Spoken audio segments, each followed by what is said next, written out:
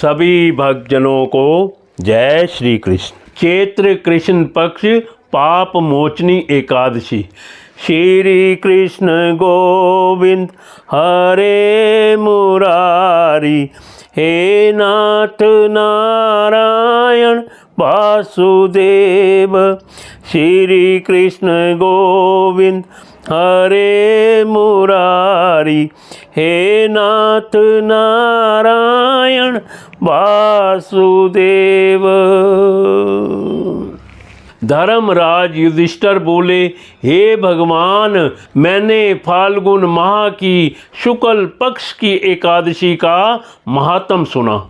अब आप चैत्र माह के कृष्ण पक्ष की एकादशी के बारे में बतलाइए। इस एकादशी का नाम और इसमें कौन से देवता की पूजा की जाती है तथा इसकी विधि क्या है, सो सब सविस्तार पूर्वक कहिए। श्री कृष्ण भगवान बोले, हे राजन, एक समय मानधाता ने लोमश ऋषि से ऐसा ही प्रश्न पूछा था।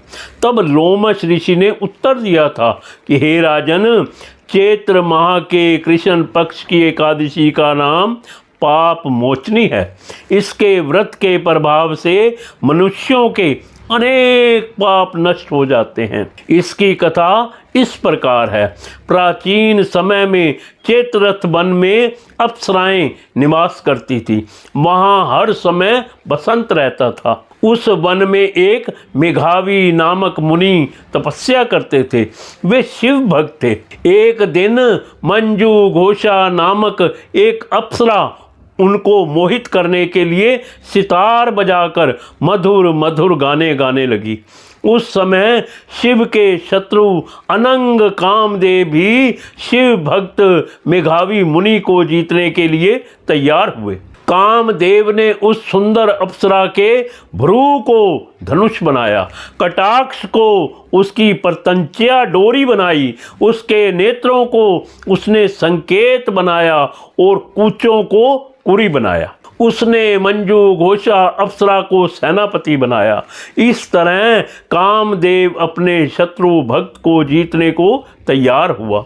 इस समय मेघावी मुनि भी युवा तथा हष्ट पुष्ट थे। उन्होंने यज्ञोपवीत तथा दंड धारण कर रखा था। उस मुनि को देखकर मंजू घोषा ने धीरे धीरे मधुर वाणी से वीणा पर गाना शुरू किया। मेघावी मुनि भी मंजू घोषा के मधुर गान पर तथा उसके सौंदर्य पर मोहित हो गए। वह अप्सरा उस मुनि को कामदेव से पीड़ित जानकर आलिंगन करने लगी।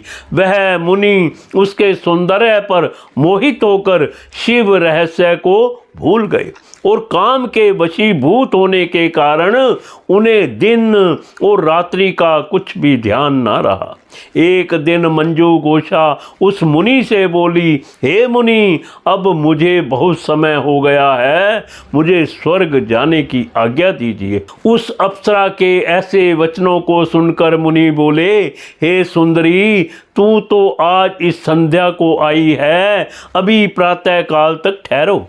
मुनि के वचनों को सुनकर वह उनके साथ रमण करने लगी और बहुत समय बिता दिया।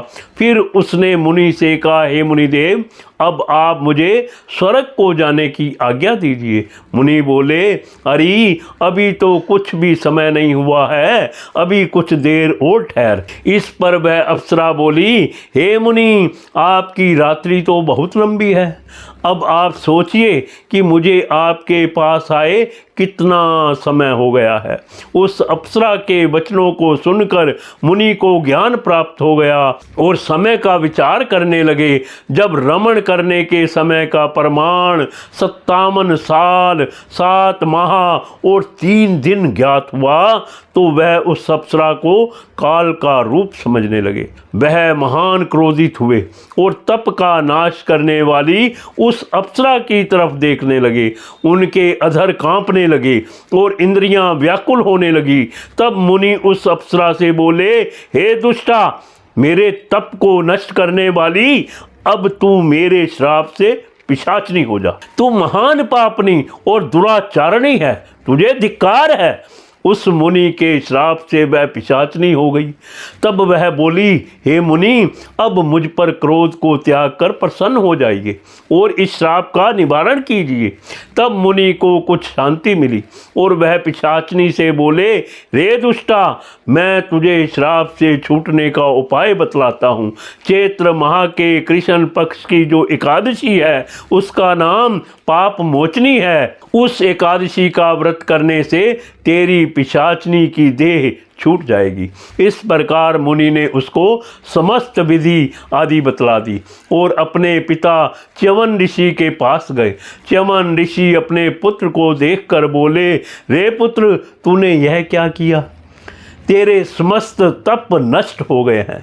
मेघावी बोले, हे पिताजी, मैंने बहुत बड़ा पाप किया है, आप उससे छूटने का कोई उपाय बतलाइए। च्यवन ऋषि बोले, हे तात, तुम चैत्र माह के कृष्ण पक्ष की पाप मोचनी नाम की एकादशी का विधि तथा भक्ति पूर्वक व्रत करो। इन वचनों को सुनकर मेघावी ऋषि ने पाप मोचनी एकादशी का विधि पूर्वक उपवास किया, जिसके प्रभाव से उनके समस्त पाप नष्ट हो गए। मंजू घोषा अप्सरा भी पाप मोचनी का व्रत करने से पिशाचनी की देह से छूट गई और सुंदर रूप धारण करके स्वर्ग लोक को चली गई। लोमश ऋषि बोले, हे राजन, इस पाप मोचनी एकादशी के प्रभाव से सब पाप नष्ट हो जाते हैं। इस एकादशी कथा के श्रवण करने एवं पढ़ने से 1000 गौ दान करने का फल मिलता है। इस व्रत के करने से ब्रह्म हत्या करने वाले, अगंबा गमन करने वाले आदि के पाप नष्ट हो जाते हैं और अंत में स्वर्ग को जाते हैं। कथा सार, इस कथा से स्पष्ट है कि देह जन्य आकर्षण अधिक समय तक नहीं रहता। देह के लोभ में पड़कर मेघावी ऋषि अपने तप संकल्प को भूल गए। इसे घोर अपराध माना जाता है, किंतु भगवान विष्णु की पाप मोचनी शक्ति इस घोर अपराध के पाप से भी सहज ही मुक्ति दिलाने में सक्षम है। जो प्राणी सदकर्मों को संकल्प करके बाद में लोभ, लालच और भोग विलास के वशीभूत होकर अपने संकल्प से गिर जाते हैं, वे घोर नरक के अपराधी होते हैं। किंतु पाप मोचनी सभी पापों से मुक्त करके प्राणी को स्वर्ग का अधिकारी बना देती है। पाप मोचनी एकादशी व्रत कथा संपूर्ण। श्री कृष्ण गोविंद हरे मुरारी, हे नाथ नारायण वासुदेव। श्री कृष्ण गोविंद हरे मुरारी, हे नाथ नारायण वासुदेव।